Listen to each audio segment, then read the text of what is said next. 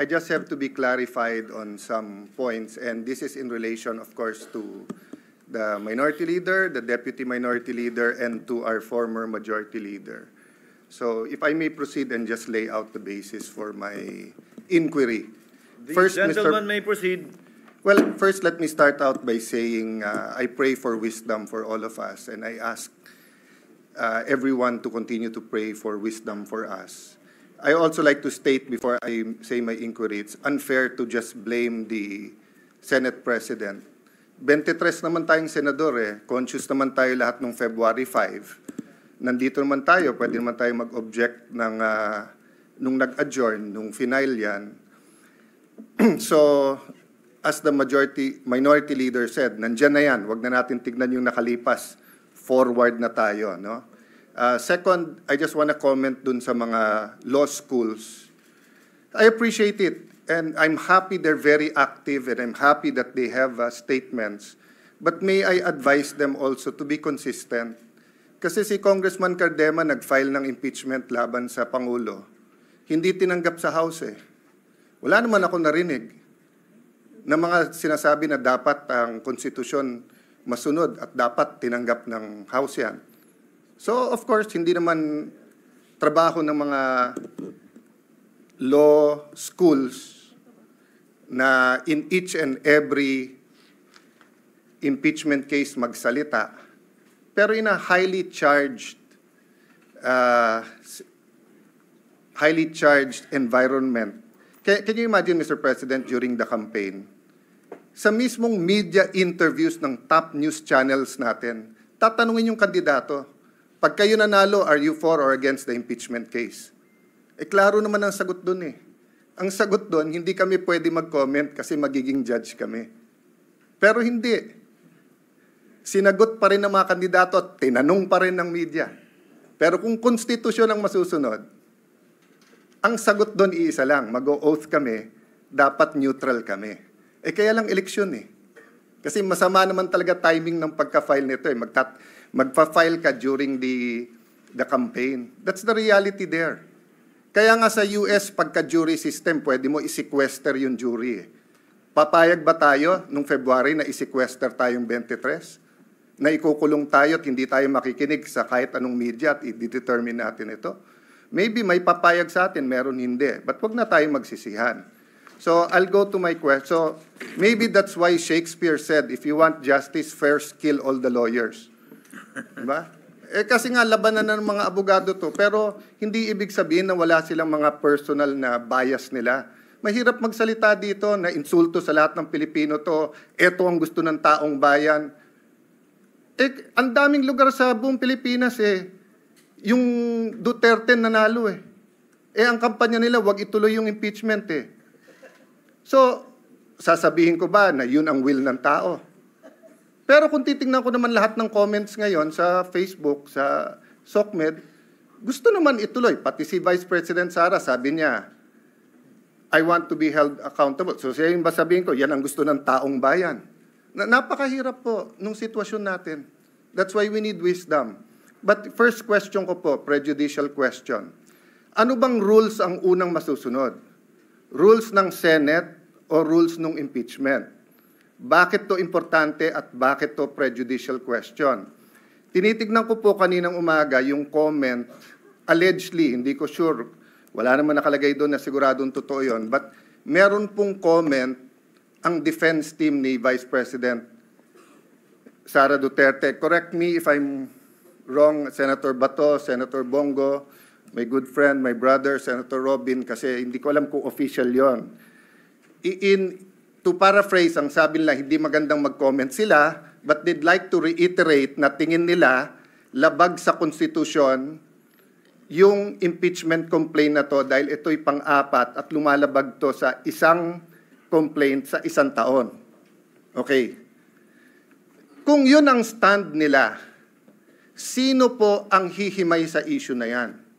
Ang plenary ba under the Senate rules? Or yung impeachment court under the impeachment rules? Bakit ko po ito sinasabi? Kung may pinadalang bill ngayon yung House of Representatives, halimbawa dyan sa 200 pesos, at second reading pa lang halimbawa siya, Pag ni-refer natin sa Committee on Rules natin yan, magbabaycam na ba kagad tayo o sasabihin natin, sandali lang, second reading pa lang sila, kailangan mo ng third reading pa lang.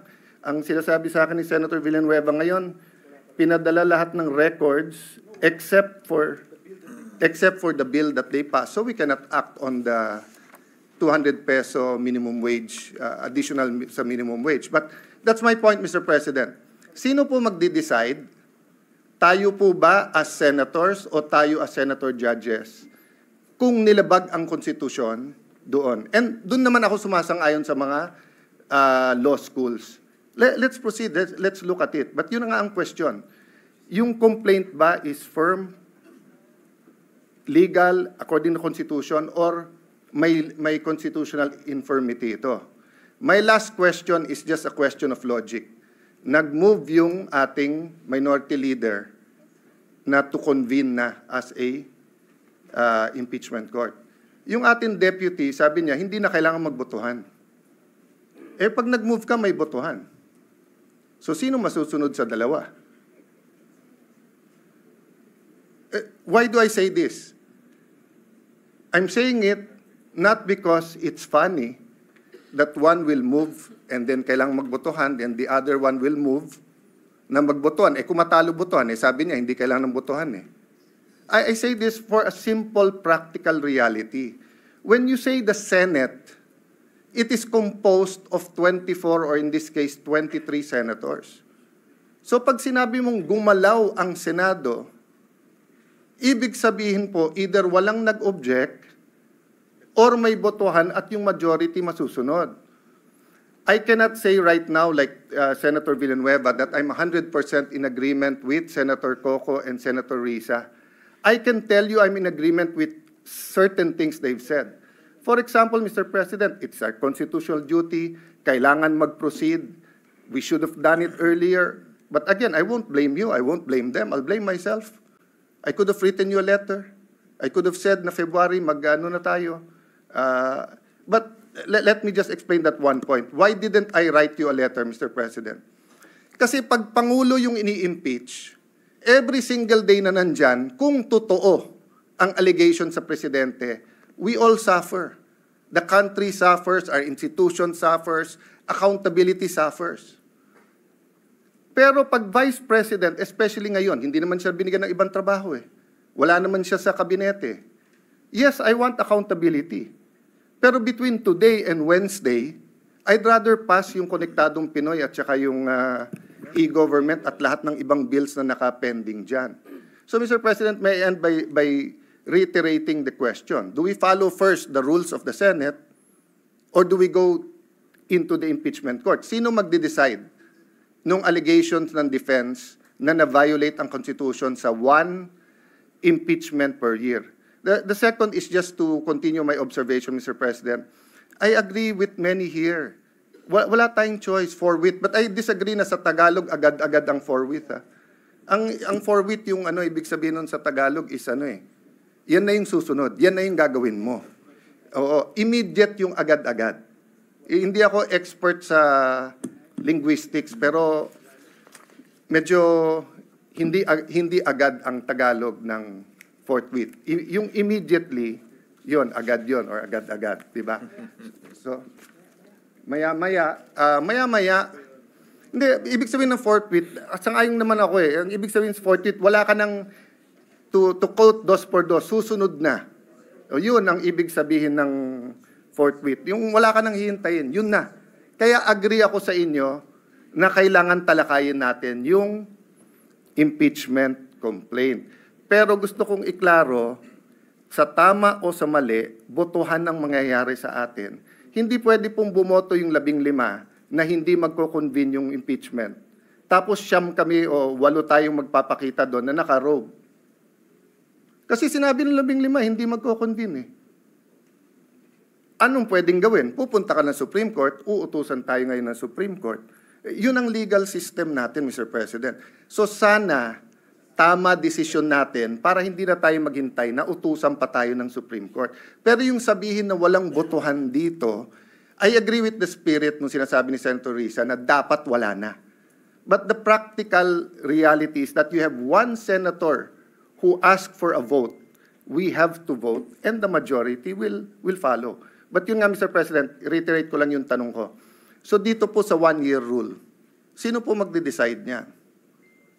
Is it the Senate sitting as legislator, so rules muna ng Senate? Or is it the impeachment court? Because if it is the Senate, we cannot yet convene as an impeachment court because we haven't tackled that issue.